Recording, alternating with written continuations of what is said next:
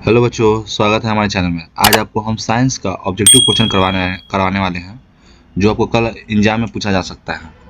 चलिए बच्चों, ज़्यादा देर न करते हुए वीडियो स्टार्ट करते हैं। क्वेश्चन में पहला बोल रहा है बच्चों, सूर्य से आने वाली प्रकाश पुंज निम्न में से कौन सा है। सूर्य से आने वाली प्रकाश पुंज निम्न में से कौन सा है? इसका होगा बच्चों ऑप्शन नंबर बी, समांतर प्रकाश पुंज। कौन है? समांतर प्रकाश पुंज, जो सूर्य से आने वाली किरण है। क्वेश्चन नंबर 2 बोल रहा है बच्चों, किरणों का समूह को क्या कहते हैं? किरणों का समूह को क्या कहते हैं? इसे कहते हैं सी। इसका होगा बच्चों option number C, A B. प्रकाश पुंज कहते हैं, किरण पुंज भी कहते हैं। क्वेश्चन नंबर 3 बोल रहा है बच्चों, आभासी प्रतिबिंब कैसा होता है? आभासी प्रतिबिंब कैसा होता है? इसका बच्चों ऑप्शन नंबर बी, सीधा होता है। कैसा होता है बच्चों? बी, सीधा होता है। क्वेश्चन नंबर 4 बोल रहा है बच्चों, निम्न में से आवर्धन शीशा जिसे मैग्नीफाई ग्लास कहते हैं वो कौन है? कौन है बच्चों? इसका होगा बच्चों ऑप्शन नंबर सी, उत्तल लेंस। कौन है बच्चों? उत्तल लेंस। क्वेश्चन नंबर 5 बोल रहा है बच्चों, कौन सी लेंस में वास्तविक एवं आभासी दोनों प्रकार के प्रतिबिंब बन सकते हैं? इसका होगा बच्चों ऑप्शन नंबर ए, उत्तल लेंस। उत्तल लेंस का वास्तविक और आभासी प्रतिबिंब दोनों बन सकता है। क्वेश्चन नंबर 6 बोल रहा है बच्चों, लेंस की फोकस दूरी का एफ एवं क्षमता पी हो तो इसका सूत्र क्या? मतलब इसका सूत्र पूछा बच्चों कि लेंस की फोकस दूरी एफ एवं क्षमता पी हो तो क्या होगा? इसका होगा बच्चों ऑप्शन नंबर बी, एफ गुने पी बराबर 1। क्वेश्चन नंबर 7 बोल रहा है बच्चों, फोकस दूरी 20 सेंटीमीटर के अवतल दर्पण की वक्रता त्रिज्या होगी। मतलब क्वेश्चन नंबर 7 पूछा बच्चों कि फोकस दूरी 20 सेंटीमीटर के अवतल दर्पण की वक्रता त्रिज्या होगी। क्या होगी बच्चों? इसका बच्चों ऑप्शन नंबर सी, 40। क्या होगी? 40 होगा। क्वेश्चन नंबर 8 हो रहा है बच्चों, कांच की एक समांतर पट्टिका पर श्वेत किरण तिरछी आपतित होती है, निम्न में से कौन सा प्रथम अपवर्तन के साथ घटित होगा? इसका होगा बच्चों ऑप्शन नंबर ए, क्या होगा? विचलन। विचलन जो होगा प्रथम अपवर्तन के साथ घटित होगा। क्वेश्चन 9 बोल रहा है बच्चों, उत्तल दर्पण में आवर्धन का महत्तम मान है। उत्तल दर्पण में आवर्धन का महत्तम मान है। महत्तम मान कितना होता है बच्चों? इसका होगा ऑप्शन नंबर सी, 1/2। कितना होता है? 1/2 होता है। क्वेश्चन नंबर 10 बोल रहा है बच्चों, किसी वस्तु का अवतल दर्पण द्वारा बना प्रतिबिंब आभासी, सीधा तथा वस्तु से बड़ा पाया गया है तो वस्तु की स्थिति कहाँ होनी चाहिए?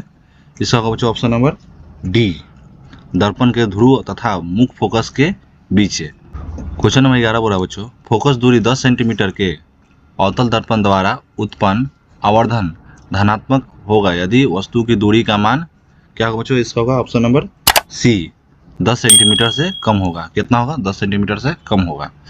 क्वेश्चन नंबर 12 बोला बच्चों, फोकस से ध्रुव की ओर आने वाली अवतल दर्पण में आवर्धन का मान होगा। क्वेश्चन नंबर 12 बोला बच्चों, फोकस से ध्रुव की ओर आने वाली अवतल दर्पण में आवर्धन का मान होगा। आवर्धन का मान क्या होगा बच्चों? इसका होगा बच्चों ऑप्शन नंबर ए, बढ़ता है। क्या होता है? बढ़ता है। क्वेश्चन नंबर 13 बोला बच्चों, एक अवतल दर्पण के प्रधान अक्ष पर चलती चिंटी का प्रतिबिंब सीधा है तथा बढ़ जा रहा है, चिंटी का गति दिशा क्या है? और क्वेश्चन नंबर 13 बोला बच्चों, एक अवतल दर्पण के प्रधान अक्ष पर चलती चिंटी का प्रतिबिंब सीधा है तथा बढ़ जा रहा है, तो चिंटी का गतिबिंब दिशा क्या है? इसका होगा बच्चों ऑप्शन नंबर 13 का बी, फोकस से ध्रुव की ओर, फोकस से ध्रुव की ओर रहता है। क्वेश्चन नंबर 14 बोल रहा है बच्चों, यदि किसी बिंब का प्रतिबिंब का आवर्धन ऋणात्मक है तो उसे प्रतिबिंब की प्रकृति क्या होगी? इसका क्या होगा बच्चों? क्वेश्चन नंबर 14 बोल रहा है बच्चों, यदि किसी बिंब का प्रतिबिंब का आवर्धन ऋणात्मक है तो उस प्रतिबिंब का प्रकृति क्या होगी? इसका होगा बच्चों ऑप्शन नंबर डी, वास्तविक और उल्टा। क्या होगी? वास्तविक उल्टा होगा। क्वेश्चन नंबर 15 बोल रहा है बच्चों, यदि अवतल दर्पण का निचला आधा भाग टूट जाए तो प्रतिबिंब क्या होगा? मतलब क्वेश्चन नंबर 15 बोल रहा है बच्चों, यदि अवतल दर्पण का निचला आधा भाग टूट जाए तो प्रतिबिंब कैसा प्रतिबिंब होगा? इसका होगा बच्चों ऑप्शन नंबर सी, कम तीव्र बनेगा, कम तीव्र प्रतिबिंब बनेगा। क्वेश्चन नंबर 16 बोल रहा है बच्चों, आयु का निरपेक्ष वर्तमांक वास्तव में होता है। क्वेश्चन नंबर 16 बोल रहा है बच्चों, आयु का निरपेक्ष वर्तमांक वास्तव में होता है, क्या होता है बच्चों? इसका बच्चों ऑप्शन नंबर बी, एक से अधिक होता है। क्या होता है? एक से अधिक होता है। क्वेश्चन नंबर 17 बोल रहा है बच्चों, निम्नलिखित में से किसका अपवर्तनांक सबसे कम होता है? निम्नलिखित में से किसका अपवर्तनांक सबसे कम होता है?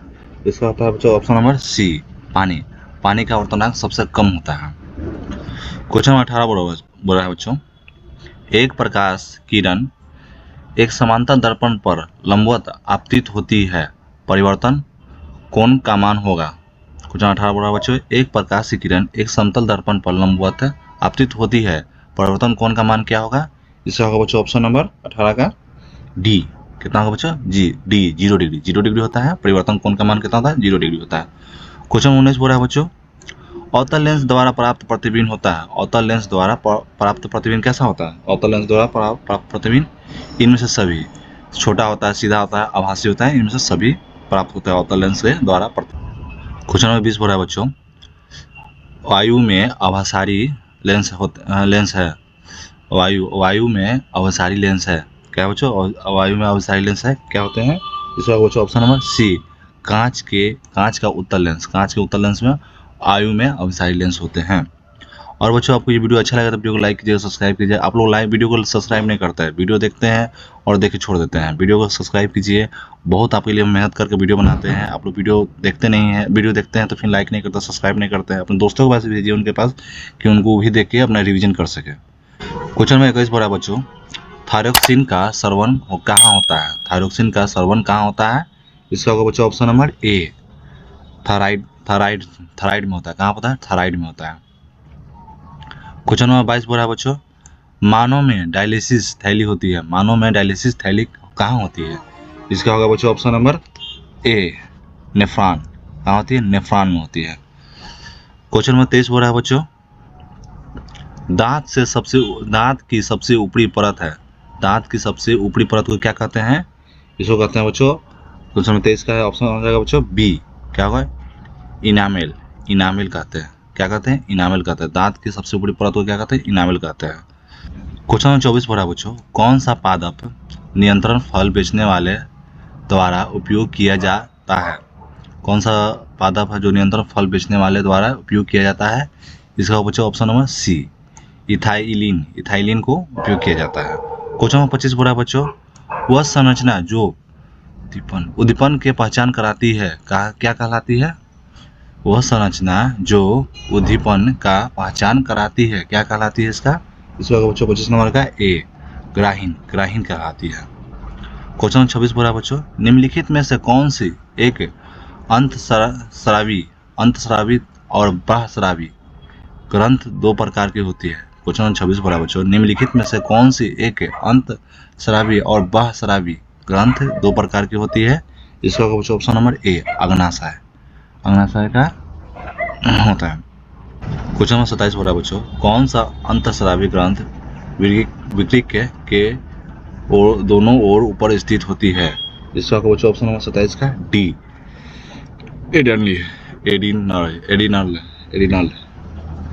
क्वेश्चन नंबर 28 बोला बच्चों, जीव में ध्वनि ग्रहण करने के लिए संवेदिक अंग है। जीव में ध्वनि ग्रहण करने के लिए संवेदिक अंग है। इसका बच्चों ऑप्शन नंबर 28 का सी, क्या बच्चों? सी। क्वेश्चन 29 बोला बच्चों, विकृत के ऊपर स्थित अंतस्रावी ग्रंथ है। विकृत के ऊपर स्थित अंतस्रावी ग्रंथि है, कौन है बच्चों? इसका होगा बच्चों ऑप्शन नंबर 29 का ऑप्शन नंबर सी होगा बच्चों। क्वेश्चन 30 बोला बच्चों, एडिनली हार्मोन स्रावित होती है। एडिनली हार्मोन स्रावित होती है, किसके लिए स्रावित होती है बच्चों? इसका होगा ऑप्शन नंबर डी, क्या होगा? इसका होगा ऑप्शन नंबर डी, अधिविकृत ग्रंथ से होती है। क्वेश्चन नंबर, और बच्चों वीडियो को लाइक जरूर कीजिएगा, सब्सक्राइब जरूर कर दीजिएगा। आप लोग सब्सक्राइब नहीं करते, बहुत मेहनत लगता है आपके लिए वीडियो बनाते हैं। वीडियो को लाइक कीजिए, सब्सक्राइब कीजिए, अपने दोस्तों के पास भेजिएगा और कमेंट में भी कुछ लिखिएगा। चलिए बच्चों, क्वेश्चन नंबर 31 बोल रहा है, मानव का उद्भव कहाँ हुआ था? मानव का उद्भव कहाँ हुआ था? इसका बच्चों ऑप्शन नंबर 31 का बी, कहाँ हुआ था बच्चों? बी, अफ्रीका में हुआ था। क्वेश्चन नंबर 32 बोला बच्चों, चमगादड़ एवं पक्षी के पंख किस प्रकार के अंग के उदाहरण है? चमगादड़ एवं पक्षी के पंख किस प्रकार के अंग के उदाहरण है? इसका बच्चों ऑप्शन नंबर ए समरूपी। समरूप में जैसे चमगादड़ पंखी के एक प्रकार के अंग का उदाहरण है। क्वेश्चन 33 बोला बच्चों, प्रकृति के वर्णन द्वारा जैविक विकास इस सिद्धांत के जनक कौन थे? प्रकृति के वर्णन द्वारा जैविक विकास इस सिद्धांत के जनक कौन थे? इसका बच्चों ऑप्शन नंबर 33 का बी। कहा था बच्चों B, Charles Robert Darwin. Question 34 बोला बच्चों, वंशागत नियमों का प्रतिपादन किसने किया? वंशागत नियमों का प्रतिपादन किसने किया? इसका बच्चों 34 का ऑप्शन नंबर डी। क्या होगा बच्चों डी, ग्रेगर जॉन मेंडल ने किया था। क्वेश्चन 35 बोला बच्चों, इनमें से कौन सही है? इनमें से कौन सही है? कौन सही है बच्चों? इसका होगा 35 का ऑप्शन नंबर बी। क्या होगा बच्चों? Option number B, deoxyribonucleic acid. Deoxyribonucleic acid. Question number 36 बोला बच्चों, कान के निचले हिस्से को कहते हैं? कान के निचले हिस्से को क्या कहते हैं? इसका बच्चों ऑप्शन नंबर ए। क्या कहते हैं? ए, कनपाली कहते हैं। कनपाली कहते हैं बच्चों। क्वेश्चन नंबर 37 का बोला बच्चों, जैविक विकास को सर्वप्रथम किसने समझाया? जैविक विकास को सर्वप्रथम किसने समझाया? किसने समझाया बच्चों? इसका बच्चों ऑप्शन नंबर ए, लामार्क ने समझाया था। क्वेश्चन नंबर 38 बोला बच्चों, विभिन्नताएं कितने प्रकार की होती है? विभिन्नताएं कितने प्रकार की होती है? इसका बच्चों ऑप्शन नंबर 2। क्या होगा? बी, 2 होती है। कितनी होती है? 2। क्वेश्चन नंबर 39 बोला बच्चों, जीन प्ररूप तथा वातावरणीय दशाओं द्वारा निर्धारित वैसे आनुवंशिक लक्षण या विशेषण जो स्पष्ट रूप से दिखाई देती है क्या कहलाती है? इसका बच्चों ऑप्शन नंबर 39 का सी, लक्षण प्ररूप, फेनोटाइप कहते हैं। क्वेश्चन नंबर 40 बोला बच्चों, ग्रेगर जॉन मेंडल व्यक्तिगत जीवन में क्या थे? ग्रेगर जॉन मेंडल व्यक्तिगत जीवन में क्या थे? इसका बच्चों ऑप्शन नंबर सी, पधारी थे। पधारी थे। क्या थे? पधारी। क्वेश्चन नंबर 41 बोला बच्चों, वुल्फगांग डबराइनर किस देश से संबंधित है? किस देश से संबंधित है वुल्फगांग डबराइनर? इसका बच्चों ऑप्शन नंबर 41 का बी, किस देश से संबंधित है? जर्मनी से संबंधित है। किस देश से संबंधित है? जर्मनी से। क्वेश्चन नंबर 42 बोला बच्चों, ओजोन का आणविक सूत्र क्या है? आणविक सूत्र ओजोन का क्या होगा? बहुत आसान क्वेश्चन है बच्चों। ओजोन का आणविक सूत्र क्या है? इसका बच्चों ऑप्शन नंबर 42 का बी, O3 को ही ओजोन का आणविक सूत्र है। 3 आणविक सूत्र है। क्वेश्चन नंबर 43 बोला बच्चों, भारतीय संगीत प्रणाली में संगीत के कितने सुर होते हैं? बहुत आसान क्वेश्चन है बच्चों। भारतीय संगीत प्रणाली में संगीत के कितने सुर होते हैं? कितने सुर होते हैं बच्चों? इसका बच्चों ऑप्शन नंबर सी, 7। कितने सुर होते हैं? 7। सा रे गा मा पा धा नी सा जो होते हैं सुर होते हैं, जो कितने होते हैं? 7 होते हैं। क्वेश्चन नंबर 44 बोला बच्चों, निम्नलिखित में से कौन सा तत्व आसानी से इलेक्ट्रॉन का त्याग नहीं कर सकता है? निम्नलिखित में से कौन सा तत्व आसानी से इलेक्ट्रॉन का त्याग नहीं कर सकता है? इसका बच्चों 44 का ऑप्शन नंबर बी, जो बी है, जो बच्चों इलेक्ट्रॉन का त्याग नहीं कर सकता है। क्वेश्चन 45 बोला बच्चों, आधुनिक आवर्त सारणी में परमाणु साइंज से क्या पता चलता है? क्वेश्चन 45 बोला बच्चों, आधुनिक आवर्त सारणी में परमाणु साइंज से क्या पता चलता है? इसका बच्चों ऑप्शन नंबर 45 का बी, परमाणु की त्रिज्या। क्या पता चलता है? परमाणु की त्रिज्या पता चलता है। क्वेश्चन 46 बोला बच्चों, 1 pm जैसे 1 pm पिकोमीटर, 1 pm मतलब पिकोमीटर कितने मीटर के बराबर होते हैं? 1 pm अर्थात पिकोमीटर, 1 पिकोमीटर कितने मीटर के बराबर होते हैं? इसका बच्चों ऑप्शन नंबर 46 का सी, 10 के पावर -12 मीटर। 10 के पावर -12 मीटर 1 pm पिकोमीटर के बराबर होते हैं। क्वेश्चन 47 बोला बच्चों, निम्नलिखित में से किस तत्व में संयोजित इलेक्ट्रॉन की संख्या सबसे अधिक है? क्वेश्चन 47 बोला बच्चों, निम्नलिखित में से किस तत्व में संयोजित इलेक्ट्रॉन की संख्या सबसे अधिक है? इसका बच्चों ऑप्शन नंबर 47 का सी, प्रोटॉन का सबसे अधिक है। प्रोटॉन या फास्फोरस कहते हैं। क्वेश्चन नंबर 48 बोला बच्चों, आधुनिक आवर्त सारणी में कौन सा आवर्त अभी तक अधूरा है? आधुनिक आवर्त सारणी में कौन सा आवर्त अभी तक अधूरा है? इसका बच्चों 48 का क्वेश्चन होगा ऑप्शन नंबर डी। क्या होगा बच्चों? डी, 7 आवर्त जो अभी तक ले अधूरा है आवर्त सारणी में। क्वेश्चन 49 बोल रहा है बच्चों, आधुनिक आवर्त सारणी में क्षैतिज कतारें निम्नलिखित में से क्या कहलाती है? क्वेश्चन 49 बोल रहा है बच्चों, 49 बोल रहा है बच्चों, आधुनिक आवर्त सारणी में क्षैतिज कतारें निम्नलिखित में से क्या कहलाता है? इसका बच्चों ऑप्शन नंबर 49 का ए, आवर्त। क्या कहलाता है? आवर्त कहलाता है। क्वेश्चन नंबर 50 बोल रहा है बच्चों, मेंडलीफ के आवर्त नियम में तत्व वर्गीकरण का आधार क्या है?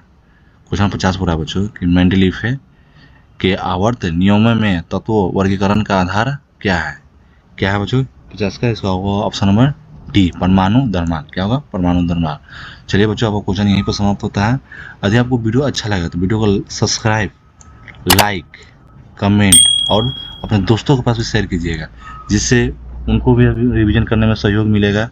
और आप लोग बच्चों वीडियो जरूर लाइक कीजिएगा, सब्सक्राइब कीजिएगा। आप लोग सब्सक्राइब नहीं करते ना कमेंट करते हैं, आप लोग वीडियो देखते हैं, वीडियो देख के छोड़ देते हैं। वीडियो को एक बार जरूर लाइक कीजिए, सब्सक्राइब कीजिए और आपके एग्जाम के लिए ऑल द बेस्ट। चलिए, धन्यवाद।